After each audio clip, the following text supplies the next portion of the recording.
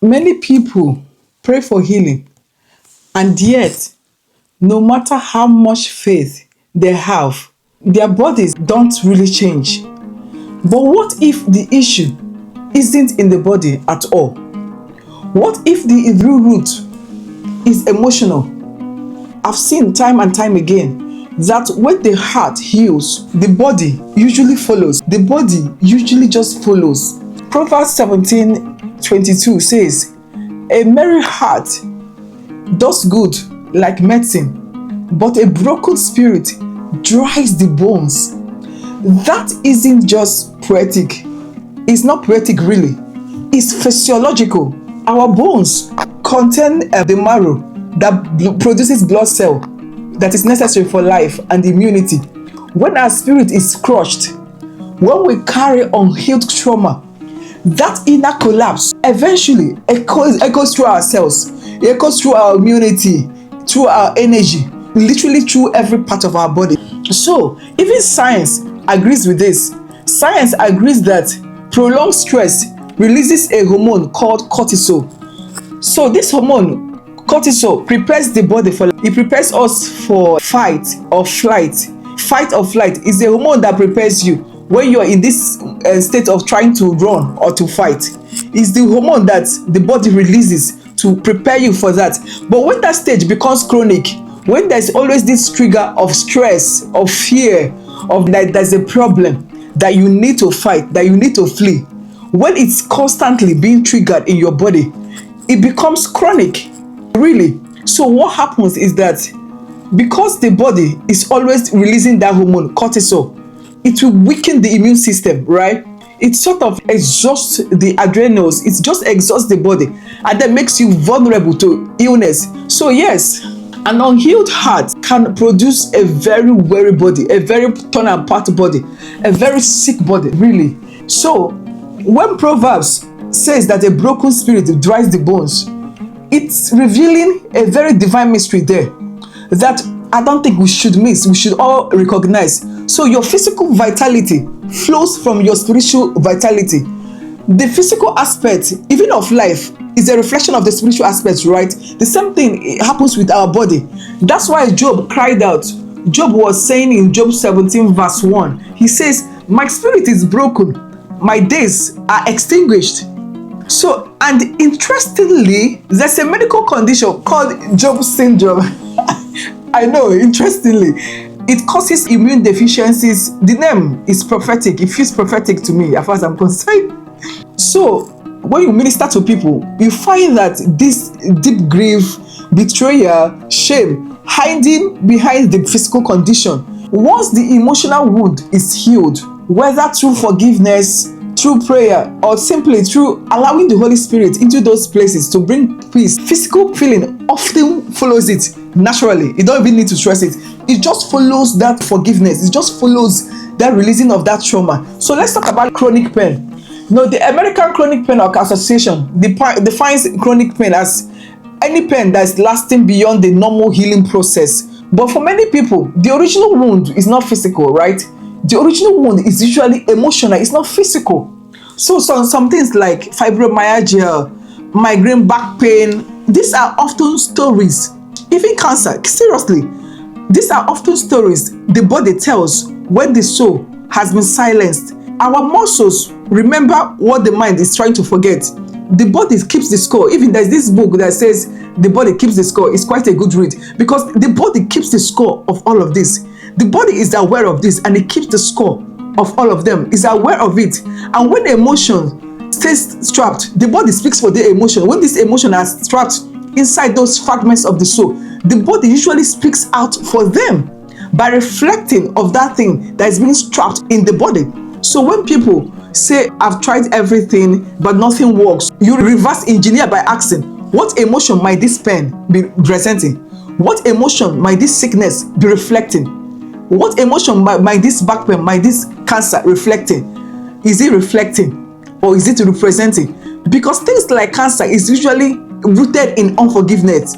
In fact, science has confirmed it that cancer is usually people that have unforgiveness rooted in them that has not been healed, that they've not forgiven. Usually it now results in cancer. The cell starts fighting itself. That cancer, it starts multiplying. Something like back pain usually shows this feeling of not supported. When you're feeling like you're not very supported in life, you don't have the support system, it reflects in the body as pain in the waist. Things like pain or shoulder tension might be like you're carrying things that you shouldn't be carrying.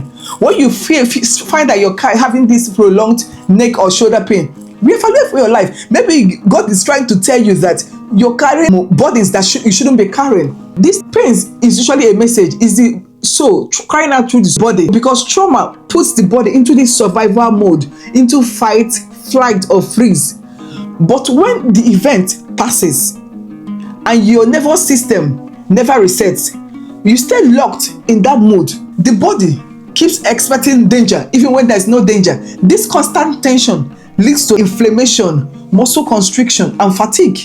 That's why part of emotional healing is helping the nervous system find rest again. So to move from hypervigilance to peace, from fear, trust, that's where prayer, worship, forgiveness become powerful tools, because they calm the nervous system, right? At the same time, restoring the soul. They work hand in hand. So scientific studies even confirmed what the spirit has been revealing for years. A massive study by the American Psychosomatic Society showed that women with multiple adverse childhood experiences like abuse, domestic violence, or parental instability, up to 60% more likely to develop autoimmune diseases in life. That means the body turns against itself. When the soul has been at war with itself, the body turns against itself. So when the soul has been warring against itself for long, the body reflects what the soul is doing. The body also starts to war against itself. It's amazing. So if it happens for long, the body just turns against itself and starts fighting itself, because it has to reflect what is happening in the soul. So unresolved trauma becomes like an internal battlefield.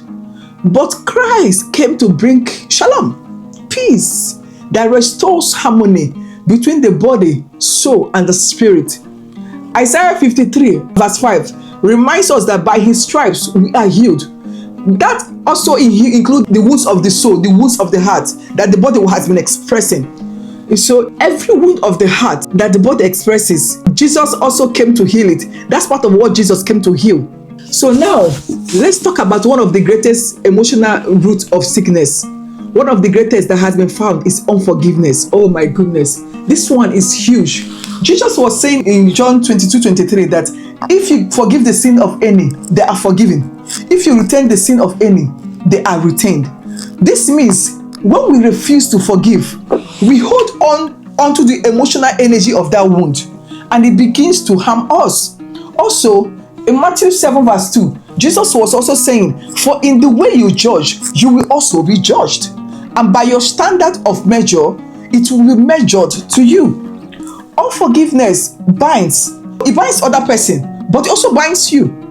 It binds other person, but it binds you. That's the irony of unforgiveness. As it's holding the other person captive, it's also holding you captive, because you're constantly going over the event in your mind, and in your mind, you are held captive by the enemy. It's a spiritual law. What you hold on to you. It is a spiritual law. If you hold on to God, God holds on to you. It's just like when God was saying in James 4:8, when you draw near to me, I draw near to you. When you draw near to unforgiveness, it holds on to you. It's that simple. But when you forgive, you're not saying that what they did is right. No, you're not saying that what they did is right. You're not justifying. But you're saying to yourself, I will no longer carry this poison in my soul, because it is detrimental to my soul. It is fragmenting to my soul. It is keeping me captive. So as you release others, you also release yourself. And often, the body testifies of that freedom. The body knows it. The body reflects that freedom in the soul. Joint pain, the back pain eases. The inflammation in the body just subsides. Even long-standing conditions begins to heal. Because forgiveness is medicine for the soul and also for the body. Really, it is. So, if you had people laying hands on you, pastors, prophets, friends of friends, and your body still hasn't healed, maybe it's time to change the focus. Maybe God is not really ignoring you. Maybe God is inviting you into deeper realms of your emotions stored in your soul, into the places that hurt, but needs is touched but has not been touched. Maybe God is inviting you. People have discovered this one truth. Forgiveness is one of the keys that unlocks emotional healing. So if you have been battling chronic pain or inflammation or pain, do not lose hope. That hope begins within you. Healing isn't always instant. Sometimes it's like a process of just letting go, layer by layer. But every time you choose forgiveness, you release life into your own body. Every time you choose forgiveness, you release life into your body. Every time you surrender your pain, you make room for God, for peace to dwell. That's why John 3:1-2 was saying, Beloved, I pray that you may prosper in all things and be in good health, just as your soul prospers. The prosperity of the soul leads to healing of the body. So ask the Holy Spirit right now, who do I need to forgive? Who do I need to forgive? Which emotion have I been holding on to that you are asking me to release? Let Him bring those memories into His light. And then watch how your body begins to align with the peace of God. Remember, healing your emotions is not weakness at all. It's not weakness. It's just holy courage. Because every time your heart heals, your body hears it. Your body hears it and it responds. It just has to respond and it begins to heal too. So please, evaluate your life. Take yourself to you and let God show you where you still need to release emotions or where you still need to release hurt, unforgiveness. Please don't forget to like this section, to like this video, subscribe and share. Let's keep spreading the gospel. And please don't forget, you can book your one-on-one prophetic people's clarification call with me. You can also book your inner healing section if you need your hands to be held and if you need help to walk through the healing process. I'm here for you. You can book your section through my stand store. Remember, keep shining that beautiful light of yours. Our world needs it so much right now. Auf Wiedersehen. Keep shining. God bless you. See you in the next video. We continue in the next video.